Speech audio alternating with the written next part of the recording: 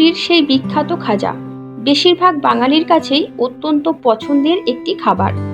আমার কাছেও কিন্তু এই খাজা অত্যন্ত প্রিয় একটি খাবার। আজ আমি আমার এই পছন্দের খাবারটিকে বাড়িতেই বানিয়ে নিলাম, খুব সহজ পদ্ধতিতে এবং খুব তাড়াতাড়ি। তোমরাও কিন্তু আজকের আমার এই রেসিপিটি ফলো করে খুব তাড়াতাড়ি এবং খুব সহজ পদ্ধতিতে একদম পারফেক্ট পুরীর খাজা বাড়িতেই বানিয়ে নিতে পারো।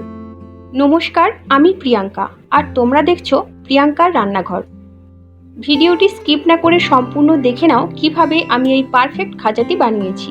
এই খাজাটি বানানোর জন্য আমি প্রথমে একটা থালার মধ্যে এই বড় কাপের 2 কাপ ময়দা নিয়ে নিচ্ছি। এটার মধ্যে 200 গ্রাম ময়দা আছে। এরপর ময়দাটার মধ্যে আমি ময়ম দিয়ে ভালো করে মেখে নেব। প্রথমেই আমি 8 চামচ সাদা তেল ব্যবহার করছি, আর তারপরে আমি দিয়ে দেব 1 চামচ ঘি। তোমরা চাইলে পুরোটাই ঘি দিয়ে ময়ম দিতে পারো অথবা পুরোটাই সাদা তেল দিয়ে দিতে পারো, তবে ঘি দিলে খাজার ফ্লেভারটা কিন্তু খুব ভালো আসে। এরপর আমি ব্যালেন্সের জন্য দিয়ে দিলাম 1 চিমটে নুন। এরপর শুকনো ময়দাটাকে তেল এবং ঘিয়ের সঙ্গে ভালো করে আমি প্রথমে শুকনো অবস্থায় মেখে নেব।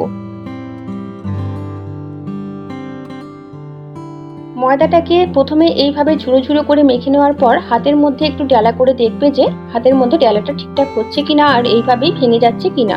যদি এরকমই হয় তাহলে বুঝবে ময়দার ময়ম একদম পারফেক্ট হয়েছে। এরপর আমি এখানে 1 কাপ জল নিয়ে নিয়েছি। এই কাপের পুরো জলটা কিন্তু ময়দা মাখতে ব্যবহার করব না, একটু একটু করে জল দিয়ে ময়দার ডোটাকে আমি রেডি করে নেব। কতটা জল ব্যবহার করলাম সেটা ময়দাটা মেখে নেওয়ার পর তোমাদের দেখাচ্ছি। ময়দার ডোটা মেখে নেওয়া হয়ে গেছে, দেখো কতটা সফট হয়েছে। এখন আমি 20 মিনিটের জন্য এটাকে ঢাকা দিয়ে রেস্টে রেখে দেব। 1 কাপ জল নিয়ে আমি ময়দাটা মাখতে বসেছিলাম। এখানে আছে 1/2 কাপ জল, সুতরাং ময়দাটা মেখে নিতে আমার লেগেছে 1/2 কাপ জল। এখন আমি চিনির রসটা করে নেব। তার জন্য যে কাপের মাপ নিয়ে আমি ময়দাটা নিয়েছিলাম সেই কাপের মাপেই আমি চিনিটাও নিয়ে নিলাম। এই কাপেই আমি 2 কাপ ময়দা নিয়েছিলাম, তাই এই কাপেরই আমি 2 কাপ চিনি নিলাম। এখানে চিনির পরিমাণও 200 গ্রাম। এর মধ্যে দিয়ে দিলাম 1 কাপ জল। এখন জলের সঙ্গে চিনিটা মেল্ট হতে থাকবে।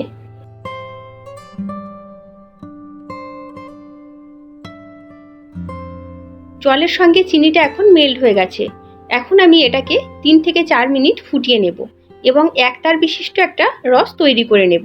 দেখো এখানে 1 তার বিশিষ্ট রস তৈরি হয়ে গেছে। এখন আমি গ্যাসের ফ্লেম অফ করে এটাকে নামিয়ে রাখবো। 20 মিনিট পর দেখো ময়দাটা এখন ভালোভাবে সেট হয়ে গেছে। ময়দাটাকে আমি আরো একটু ভালো করে মেখে নেব। এরপর এই ময়দার ডোটা থেকে আমি কয়েকটা লেচি করে নেব।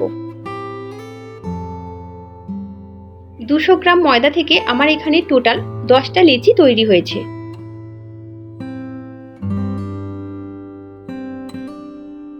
এরপর আমি এগুলোকে হাতের সাহায্যে একটু গোল করে নেব আর বেলে নেব। এই প্রসেসটা তোমরা ভালো করে দেখতে থাকো, একটু স্কিপ না করে। আমি কিন্তু এখানে পরপর 5টা রুটি বেলে নিয়েছি।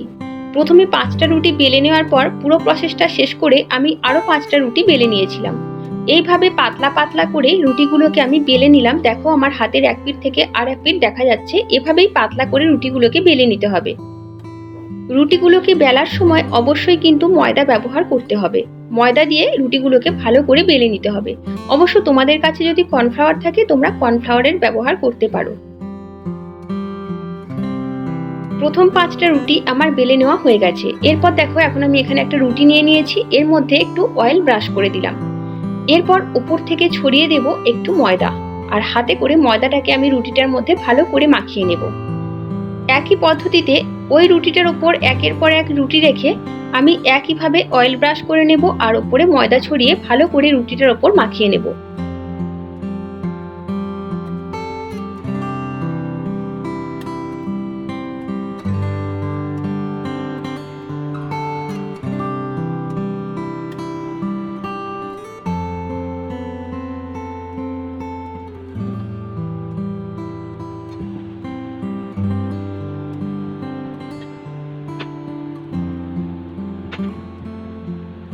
একইভাবে 5টা রুটির ওপর অয়েল ব্রাশ করে আমি ময়দা ছড়িয়ে ভালো করে হাতে করে রুটির ওপর মাখিয়ে নিয়েছি।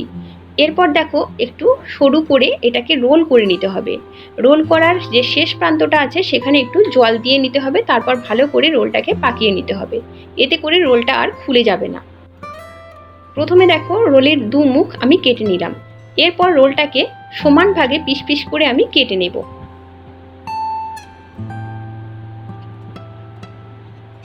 সমান ভাগে আমি প্রত্যেকটা রোলকে পিস পিস করে কেটে নিয়েছি। এগুলোকে আমি এক সাইডে সরিয়ে রেখে আমি আরও 5টা রুটি এখানে একইভাবে বেলে নেব। একইভাবে আমি আরও 5টা রুটি বেলে নিয়েছি এবং ওপর থেকে অয়েল ব্রাশ করে ময়দা ছড়িয়ে নিয়েছি। এরপর এই রুটিটাকেও আমি রোল করে নেব।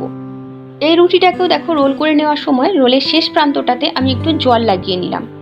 এরপর ভালো করে আমি রুটিটাকে পাকিয়ে নেব যাতে করে রোলটা খুলে না যায়।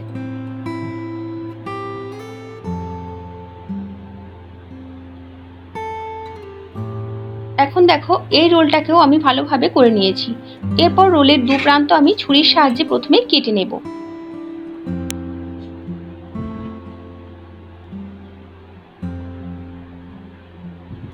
রোলের দু প্রান্ত কেটে নেওয়ার পর পুরো রোলটাকে আমি সমান ভাগে ভাগ করে পিস পিস করে কেটে নিয়েছিলাম, একইভাবে যেভাবে আমি আগের রোলটাকেও কেটেছিলাম।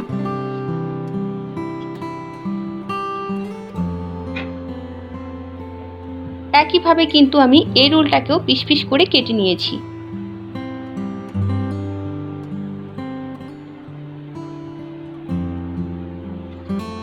প্রত্যেকটা পিসকে প্রথমে সরিয়ে রাখলাম আর একটা পিস নিয়ে আমি এইভাবে হাতে করে একটু চ্যাপ্টা করে নিচ্ছি।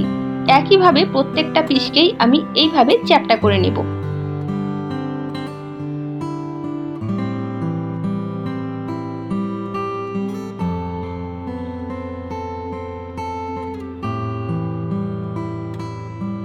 এরপর হাতে করে চেপটে নেওয়া সেই পিসগুলোকে আমি একটু করে বেলে নেব। এটাকে বেলার সময় খেয়াল রাখতে হবে এটা খুবই যেন হালকাভাবে বেলা হয়। এটাকে কিন্তু কোনোভাবেই চাপ দিয়ে দিয়ে বেলা যাবে না, তাহলে কিন্তু লেয়ারগুলো বোঝা যাবে না এবং ভাজার সময় লেয়ারগুলো খুলেও আসবে না। সেই কারণে খুব আলতোভাবে এটাকে বেলে নিতে হবে। একই পদ্ধতিতে কিন্তু আমি প্রত্যেকটা খাজাকে আলতোভাবে বেলে নেব।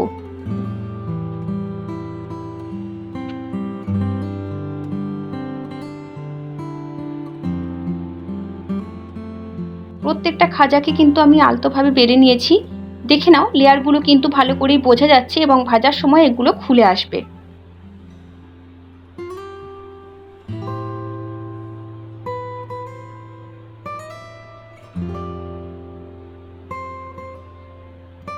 এরপর খাজাগুলোকে ভেজে নেওয়ার জন্য কড়াইয়ের মধ্যে দিয়ে দিয়েছি সাদা তেল।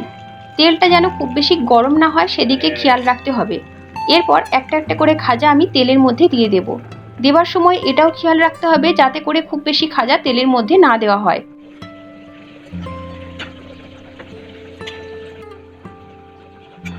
দেখো এবার খাজাগুলো কিন্তু বেশ লাল লাল করে ভাজা হয়ে গেছে। এখন আমি এগুলোকে তুলে নেব।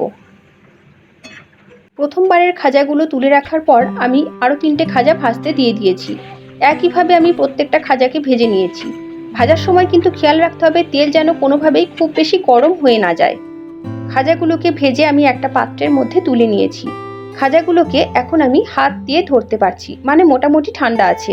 এই অবস্থাতেই কিন্তু এটাকে রসের মধ্যে ফেলতে হবে। খুব গরম খাজা রসের মধ্যে ফেলা যাবে না এবং খুব গরম রসের মধ্যেও ফেলা যাবে না। হালকা গরম খাজাগুলোকে নিয়ে হালকা গরম রসের মধ্যেই ফেলতে হবে, তবেই কিন্তু খাজাগুলো খেতে একদম পারফেক্ট হবে। রসের মধ্যে কিন্তু একসঙ্গে অনেকগুলো খাজাকে দিয়ে দেওয়া যাবে না। অল্প অল্প করে খাজা দিয়ে ভালো করে নাড়াচাড়া করে নিতে হবে। আলতোভাবেই নাড়াচাড়া করতে হবে, না হলে কিন্তু এগুলো ভেঙে যেতে পারে। 3 থেকে 4 মিনিট রসের মধ্যে খাজাগুলোকে এপিটোপিট করে উল্টে নেওয়ার পর একটা ছাঁকনির মধ্যে খাজাগুলোকে তুলে নিতে হবে, যাতে খাজাগুলো থেকে বাড়তি রসটা ঝরে যায়।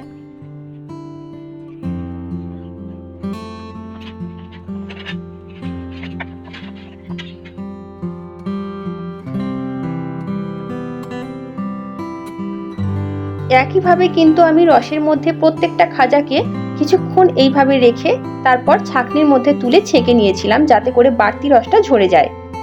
এখন আমি প্লেটের মধ্যে কয়েকটা খাজাকে তুলে রেখেছি। খাজাগুলো দেখেই বোঝা যাচ্ছে যে কতটা পারফেক্ট হয়েছে। তোমাদের আমি একটা খাজা একটু ভেঙে দেখিয়ে দিচ্ছি। দেখো খাজাটা কতটা রসালো হয়েছে। যেটা ভেঙে দেখালাম সেটা কিন্তু খাজার শেষ প্রান্ত বা প্রথম প্রান্তের একটা দিক। বড় বড় যে খাজাগুলো ছিল এগুলোকে আমি ভাঙলাম না। এই খাজাগুলোকে একটা এয়ারটাইট কন্টেনারের মধ্যে রেখে 1 মাস পর্যন্ত স্টোর করা যাবে। তাহলে দেখলে তো কত কম সময়ে কতটা পারফেক্টভাবে এবং কত তাড়াতাড়ি বাড়িতেই কিন্তু খাজা বানিয়ে নেওয়া যায়। ভিডিওটি ভালো লাগলে চ্যানেলটি সাবস্ক্রাইব করে দিও। তোমরা সবাই খুব ভালো থেকো, সুস্থ থেকো, সাবধানে থেকো। ফিরে আসবো নতুন কোনো ভিডিও সঙ্গে নিয়ে। আজকের মতো টাটা।